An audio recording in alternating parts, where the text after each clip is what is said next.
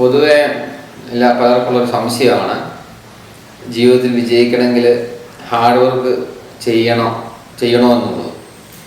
അപ്പം പല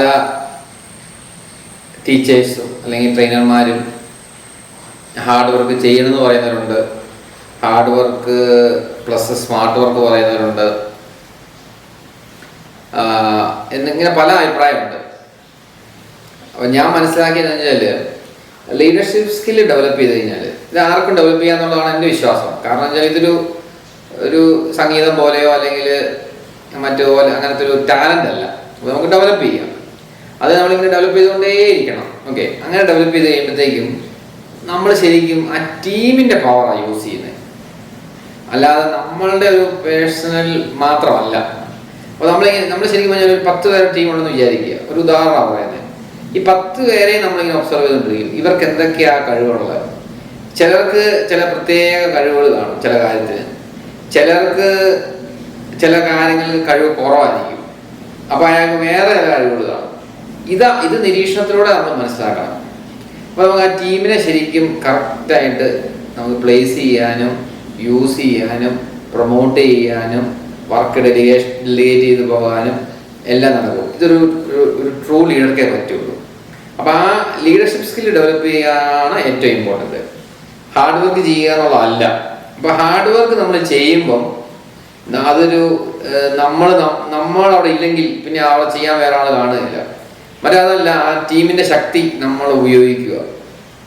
ഒരു ഹാർഡ് വർക്ക് ചെയ്യുന്ന ഒരാൾ ഒരു തുള്ളി പോലെയാണ്. ആ ഒരു തോർത്തോണ്ടോ അല്ലെങ്കിൽ ഒരു ടവലോണ്ടോ ആ തുള്ളിയെ തുടച്ചാൽ അതില്ലാതാവും.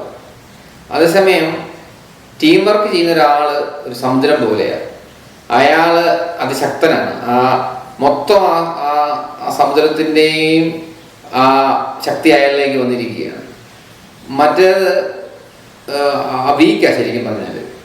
അപ്പോൾ നമ്മൾ മനസ്സിലാക്കുന്നത് വെച്ചാൽ ആ ടീമിൻ്റെ മൊത്തം കാര്യങ്ങൾ നമ്മൾ മനസ്സിലാക്കണം. പ്ലസും മൈനസും എല്ലാം മനസ്സിലാക്കി കഴിയുമ്പോഴത്തേക്കും ആ ടീമിനെ നമുക്ക് മോട്ടിവേറ്റ് ചെയ്ത് ശക്തമായ ഒരു ടീമാക്കി മാറ്റാൻ സാധിക്കും.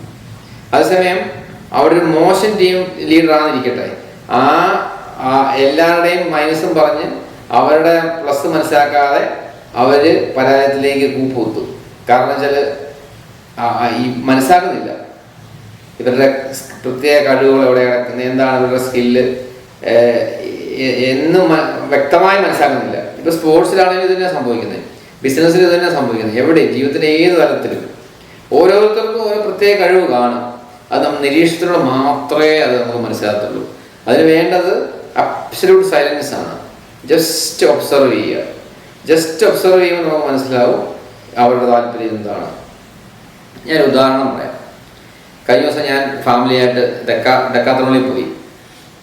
കുറച്ച് സ്പോർട്സുമായിട്ട് ബന്ധപ്പെട്ട ഒരു സംഭവമൊക്കെ മേടിക്കാൻ വേണ്ടിയാണ്. അപ്പം ഞാൻ നോക്കിയപ്പോഴത്തേക്കും ഉണ്ണിക്കുട്ടൻ ഒരു സ്കൂട്ടറുണ്ട്, സ്കേറ്റിംഗ് സ്കൂട്ടറുണ്ടോ, വേറൊരു കുട്ടി ആ സ്കേറ്റിംഗ് സ്കൂട്ടർ വെച്ച് വലിയ കൊച്ചാണ്, അതിങ്ങനെ ഓടിച്ചോണ്ട് നടക്കുക. അത് കൂടി ഇവൻ അതിൻ്റെ പുറകെ നടന്ന് ഓടുക. അപ്പം ഞാനൊരു വലിയൊരു അതുപോലത്തെ ഒരു സ്കേറ്റിംഗ് സ്കൂട്ടർ എടുത്ത് ഞാനൊന്ന് ഓടിച്ചു. അപ്പോൾ ഇവൻ എൻ്റെയും പുറകെ ഓടുന്നുണ്ട്. എന്നിട്ട് ഇവനത് കയറണം ആഗ്രഹിക്കുകയാണ്. അത് കഴിഞ്ഞപ്പോഴത്തേക്കും അപ്പോൾ എനിക്ക് മനസ്സിലായി ഇവനിത് ഇഷ്ടമാണെന്ന് മനസ്സിലായി. അപ്പോൾ ഇവൻ എന്നോട് പറഞ്ഞുതരാൻ അറിയത്തില്ലല്ലോ, ഇത് വേണമെന്ന് അങ്ങനെയൊന്നും പറയാനുള്ള പ്രായമായിട്ടില്ല, 3 വയസ്സായുള്ളൂ. കഴിഞ്ഞ ദിവസം ഞാൻ അവിടെ പോയി ഇത് മേടിച്ച് ഇവന് കൊടുത്തു, ചെറിയ സ്കൂട്ടർ മേടിച്ച് കൊടുത്തു. ഇപ്പോൾ അവരെല്ലാം വീടിനകത്തോടെ അങ്ങോട്ടും ഇങ്ങോട്ടും എല്ലാം നടക്കുന്ന മിക്കവാറും ഇതിലൊക്കെയാണ്. അപ്പം ദീപയും എൽസേനോട് ചോദിച്ചു, എന്തിനാ ഇവനെ ഇതെല്ലാം മേടിച്ച് കൊടുക്കുന്നത് ചോദിച്ചു. അപ്പോൾ ഞാൻ അവനെ ഉപയോഗിക്കും, അവനിത് ആഗ്രഹമുണ്ട്. അതേസമയം ഞാൻ ഇവിടെ ഒരു സൈക്കിൾ വെച്ചിട്ടുണ്ട്, അത് എൽസ അത് അങ്ങനെ ചവിട്ടുന്നൊന്നുമില്ല. അപ്പം ആഗ്രഹമുള്ള ആൾ നമുക്ക് മനസ്സിലാക്കണം. അപ്പം അല്ലെന്നുണ്ടെങ്കിൽ അത് ഇവിടെ ഒരു മൂലയ്ക്ക് പൊടി പിടിച്ചിരിക്കും സ്കേറ്റിംഗ് സ്കൂട്ടർ. അപ്പം നമ്മൾ ഒബ്സർവേഷൻ മാത്രം മതി ശരിക്കും പറഞ്ഞാൽ. ജസ്റ്റ് അവയർനെസ്സാണ്, അവബോധമാണ്, ജസ്റ്റ് വാച്ചറായി മാറുക. നമ്മൾ എല്ലാം കണ്ടുകൊണ്ടിരിക്കുക. ഈ കാഴ്ചയിൽ നമുക്ക് എല്ലാം പിടികിട്ടും, എല്ലാം നമുക്ക് മനസ്സിലാവും. എന്നിട്ട് അതനുസരിച്ച് നമുക്ക് നമ്മുടെ ടീമിനെ ബിൽഡ് ചെയ്യാൻ സാധിക്കും. അപ്പോൾ നല്ല ശക്തമായ ടീം നമ്മുടെ കയ്യിലോട്ട് കിട്ടും. അത് ലീഡർക്ക് അത് കറക്റ്റ് ചെയ്തെടുക്കാൻ പറ്റുള്ളൂ. അതുപോലെ നിങ്ങളൊരു ട്രൂ ലീഡർ ആണെന്നുണ്ടെങ്കിൽ നിങ്ങൾ കൂടുതൽ ലീഡേഴ്സിനെയാണ് ക്രിയേറ്റ് ചെയ്യേണ്ടത്, ഫോളോവേഴ്സിനെ അല്ല. ഫോളോവേഴ്സ് വീക്കായിട്ടുള്ള ആൾക്കാരാണ്. ട്രൂ ലീഡേഴ്സിനെ ക്രിയേറ്റ് ചെയ്യാനുള്ള മൈൻഡ് നിങ്ങൾക്ക് ഉണ്ടായിരിക്കും. അപ്പോൾ നിങ്ങൾക്ക് ശക്തമായ ടീം പിന്നെയും ബിൽഡ് ചെയ്യാനുള്ള ഭയങ്കര ഒരു പവറായി മാറുകയാണ് നിങ്ങൾ. ഇപ്പോൾ നിങ്ങളിലേക്ക് ലോ ഓഫ് അട്രാക്ഷൻ അവിടെ വർക്ക് ചെയ്യുന്നത്. ആൾക്കാർ സാഹചര്യങ്ങൾ നിങ്ങളിലേക്ക് ഒരു മാഗ്നറ്റ് പോലെ അട്രാക്ട് ചെയ്യും. അതുകൊണ്ടാണ് ഈ സീക്രട്ട് ബുക്ക് വായിച്ചിട്ട് പലർക്കും മനസ്സിലാകാത്തത്. ഇതെന്താണ് പറയുന്നത് മനസ്സിലാകുന്നില്ല. പല പ്രാവശ്യം വായിച്ചു, ഇംഗ്ലീഷ് മേടിച്ച് വായിക്കുന്നു, മലയാളത്തിലുള്ളത് മേടിച്ച് വായിക്കുന്നു, പിന്നെ റിസൾട്ട് ഇല്ല. ഇതിനകത്ത് പറഞ്ഞ പല കാര്യങ്ങളും അപ്ലൈ ചെയ്യും. പക്ഷെ പ്രശ്നം എന്താണെന്ന് വെച്ചാൽ അവരുടെ മൈൻഡിൻ്റെ ബ്ലോക്കാണ്. ആ ബ്ലോക്ക് കാരണം ഇത് ഓപ്പണായി വരത്തില്ല. ഇത് മുഴുവൻ കാണാപ്പാടം പഠിക്കുകയും ചെയ്യും, പല ടൈപ്പ് കോഴ്സും പോയി അറ്റൻഡ് ചെയ്യും. പക്ഷേ ഏതെങ്കിലും കാര്യം ചോദിച്ചാൽ എല്ലാം അറിയുകയും ചെയ്യാം. പക്ഷേ ഇത് സംഭവം വർക്കൗട്ട് ആകത്തില്ല. ആ ലോ ഓഫ് അട്രാക്ഷൻ അവിടെ വർക്ക് ചെയ്യാനിട്ടല്ല, ഇയാൾക്ക് അനുകൂലമായിട്ട് സംഭവിക്കാത്തത് ഇയാളുടെ തന്നെ മൈൻഡിൻ്റെ ബ്ലോക്കാണ്. ഇയാൾ തന്നെ അത് അത് അത് ആ ലോ ഓഫ് അട്രാക്ഷൻ അനുകൂലമാക്കാൻ സമ്മതിക്കുന്നില്ല. അപ്പം അത് വെറുതെ വായിച്ചുകൊണ്ട് കാര്യമില്ല. അതിനകത്തെ കാര്യങ്ങൾ നമ്മൾ അപ്ലൈ ചെയ്ത് പഠിച്ച് പ്രാക്ടീസ് ചെയ്യണം. ഇതിനെല്ലാം നമ്മൾ ഞാൻ ഈ പറഞ്ഞ ലിസണറായി മാറുക, പിന്നെ നമ്മൾ ഒബ്സർവേഷൻ, നമ്മളിങ്ങനെ ഒബ്സർവ് ചെയ്ത് കാര്യങ്ങൾ മനസ്സിലാക്കി. അപ്പം ഞാൻ നേരത്തെ കഴിഞ്ഞ വഴി പറഞ്ഞായിരുന്നു, നമ്മൾ ഒരു സംശയം നമുക്കുണ്ടാകണം, ഡൗട്ടാണ്. ആ ഡൗട്ടിൽ നിന്ന് മാത്രമേ ഉള്ളൂ നമുക്ക് ഡെവലപ്മെൻ്റ് ഉള്ളൂ എന്ന് പറയുന്ന പോലെ ഓരോ കാര്യങ്ങളും ഇത് എങ്ങനെ ഇത് ശരിയാക്കാൻ പറ്റും, ഇതെങ്ങനെയാണ് ഇതിൻ്റെ രീതി, എന്താണ് ഇതിൻ്റെ പുറകിലെ സയൻസ്, പിന്നെ ഓരോ കാര്യങ്ങളും നമ്മൾ പഠിക്കാൻ തയ്യാറാണ്. ആ ക്യൂരിയോസിറ്റി ഉള്ള മൈൻഡിന് മാത്രമേ ഉള്ളൂ എല്ലാം തെളിയത്തുള്ളൂ. മറ്റേത് എല്ലാം അറിയാമെന്ന് പറഞ്ഞിരിക്കുന്നത് ഈഗോ ബേസ്ഡാണ്. നമ്മുടെ ഈഗോ ആണ്. നമുക്കെല്ലാം അറിയാം, എനിക്ക് ഇന്ന വിദ്യാഭ്യാസമുണ്ട്, എനിക്ക് ഇന്ന യോഗ്യതയുണ്ട്, എനിക്കിനി ആരും പറഞ്ഞു തരണ്ട. ആ ലിസണിങ് ഒക്കെ ലിസണർ അല്ലാതെ ആകും അയാൾ കോച്ചബിളല്ല, അയാളിങ്ങനെ വെറുതെ ഇരിക്കുകയുള്ളൂ.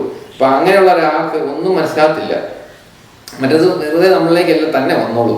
നമ്മൾ എഫേർട്ട്ലെസ് ആണ്. നമ്മളൊരു ലിസണർ ആകുക, കോച്ചബിൾ ആകുക, നമ്മളിലേക്ക് ഒഴുകി എല്ലാം വരിക. നമ്മൾ പിന്നെ പ്രത്യേകിച്ച് ഒന്നും ചെയ്യണ്ട, നമ്മൾ എല്ലാം സംഭവിക്കും അവിടെ.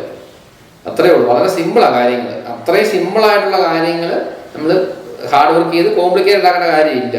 കാര്യം അത്രയും സിമ്പിളാണ്. പിന്നെ എന്തിനാണ് നമ്മൾ കോംപ്ലിക്കേറ്റഡ് ആക്കുന്നത്? ഓക്കെ, അപ്പം ഞാനീ പറഞ്ഞ കാര്യങ്ങൾ നിങ്ങൾ മനസ്സിലാക്കുക, നിങ്ങൾ അപ്ലൈ ചെയ്ത് തുടങ്ങുക. അപ്ലൈ തുടങ്ങുമ്പോൾ നിങ്ങളുടെ ജ്ഞാനമായി തീരും. അതാണ് വിസ്ഡം, മറ്റേ നോളജാണ്. അപ്ലൈ ചെയ്യുക, മനസ്സിലാക്കുക എന്നേ ഉള്ളൂ. ഓക്കെ.